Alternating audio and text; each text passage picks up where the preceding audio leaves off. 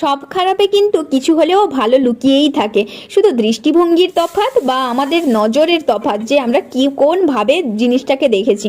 তো আজকের এই কথাটা বলছি তার কারণ হচ্ছে আজকের আলু উচ্ছের তরকারি বানিয়েছিলাম, তো ভীষণ তেতো হয়ে গেছে। এত তেতো তরকারি, এটা দুজনেরই খেতে খুবই অসুবিধা হয়েছিল। তো তখন আজকের আমরা বাড়ির কথা, মানে সাধারণত খাওয়ার সময় কিন্তু আমরা বাড়ির কথা আলোচনা করি না। ও সেখানে কি কি কাজ করলো, বা আমি ঘরে কি কি কাজ করলাম, বা আমার ক্লাস ছিল কিনা, কি কি ক্লাস ছিল, মা ফোন করছে কিনা, এসব কথাই কিন্তু আলোচনা হয়।